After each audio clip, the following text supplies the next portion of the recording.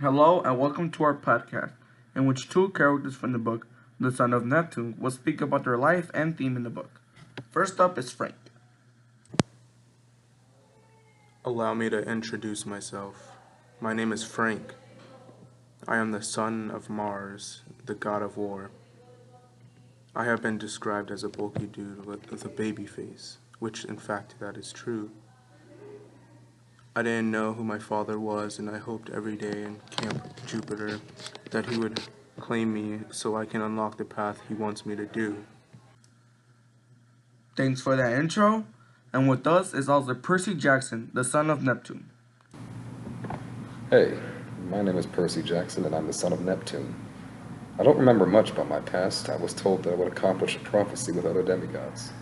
Some people don't trust me since I'm Greek and they are Roman, but I have to take part in the prophecy that will end the war between the gods and the Titans. So now that we all introduce each other, let's now talk about your themes in the book. Please try your best to make a theme in your part of the book. So who's going first? May I? Okay, go for it. All that I can remember is that I was raised by wolves. I was trained to survive alone. If I showed any sign of weakness, I would have been eaten alive. So if you showed any kind of weakness, there won't be any kind of mercy or empathy? I keep getting those types of flashbacks, but while those happened, I was being chased by monsters who would want to kill me for promotion. They were called Gorgons. They were this evil, disgusting-looking monsters. They had their human disguises with them still. One of them had a supermarket uniform while the other one was a cookie seller. I kept killing them, but they seemed to always come back to life, which isn't normal. They usually turn to gold and dust and will never come back to life. How long have you been chased by these Gorgons? For weeks I have been chased by them. I couldn't be anywhere safe without them finding me. How do they find you? This is between demigods and monsters. We demigods have this scent that only monsters can smell. And trust me, we smell pretty strong to them. Would covering yourself in anything help hide the scent? Unfortunately, nothing can hide it. Like I said before, the scent is strong. Well, that must have sucked. Yeah, I couldn't rest for weeks. Okay, let's not get out of topic. Continue on your story, Percy. One day I finally reached my destination after weeks. It was in Catocot Tunnel in San Francisco. While I was being chased by the Gorgons, I managed to slide down a hill and hit a building. Luckily, the trash can I used as a slide saved me from broken bones. After I got myself up, I saw an entrance in the front tunnel. What I saw were two guards, one with a spear and the other one holding a spear but also holding a bow on his back. I was going to run for it, but then all of a sudden an old lady appeared next to me. She asked if I could help her go to the tunnel and across the river. I picked her up and dashed toward the tunnel. When I dashed, the Gorgons found me and chased me. When I was close enough to the guards, they saw me and the Gorgons were chasing me. They immediately let me in so they can fight off the Gorgons.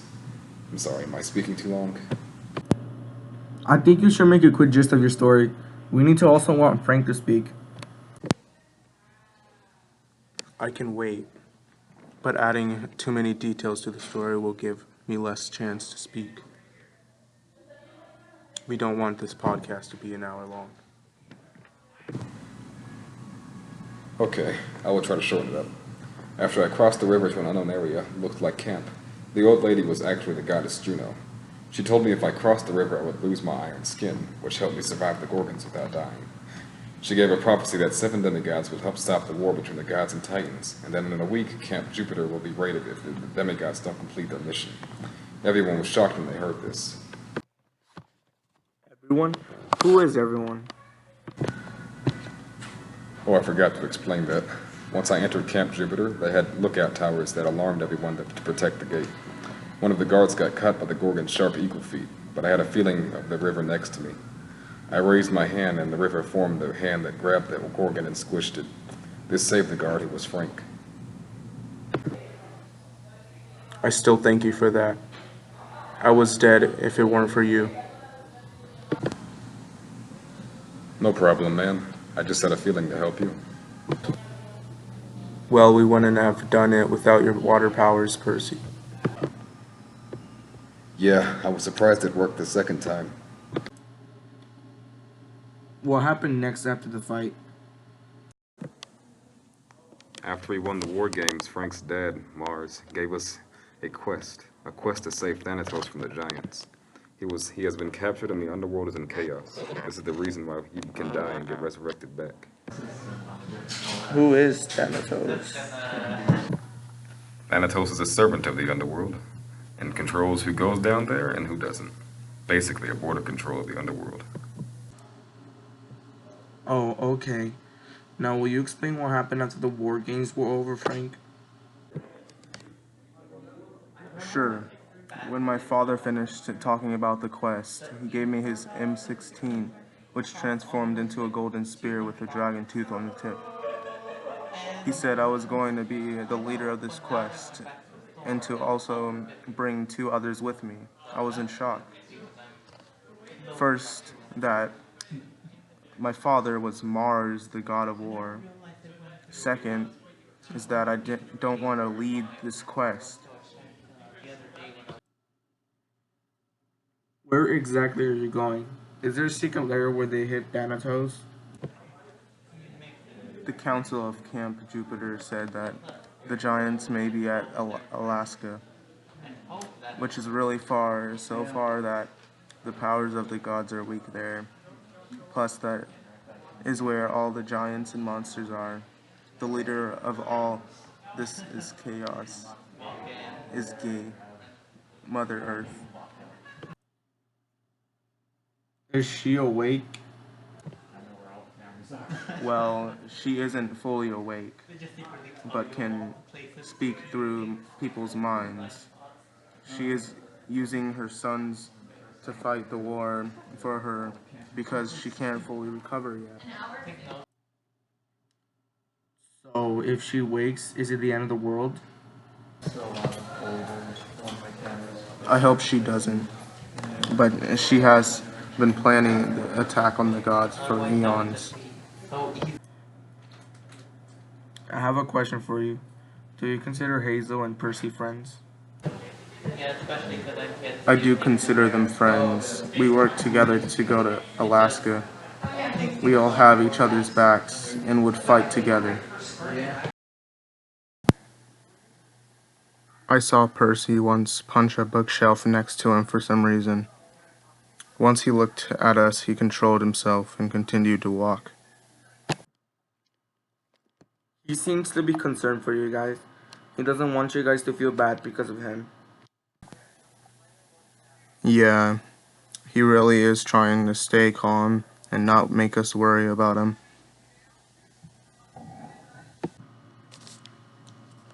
What about Hazel? Well, she is a friend.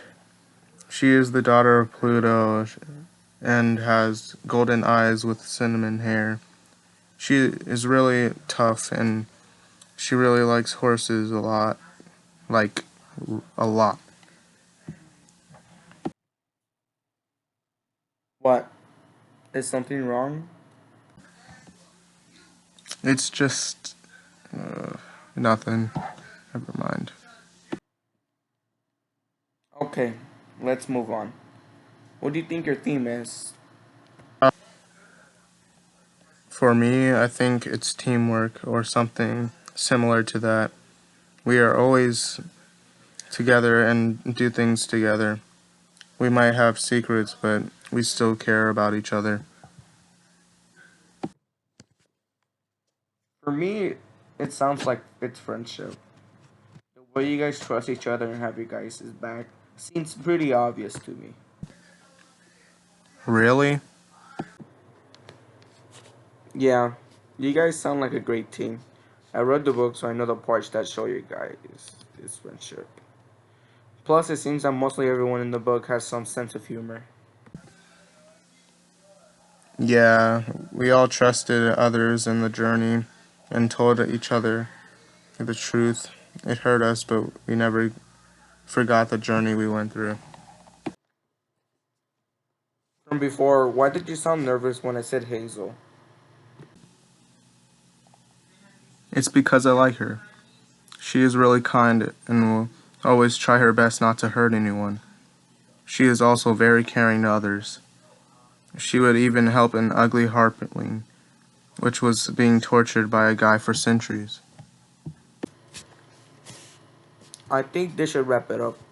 I hope you guys enjoyed our podcast and understood the theme of the book. Remember, the theme is friendship or teamwork. Goodbye, and thank you for being in our podcast, Percy and Frank. No problem. Bye, and have a nice day.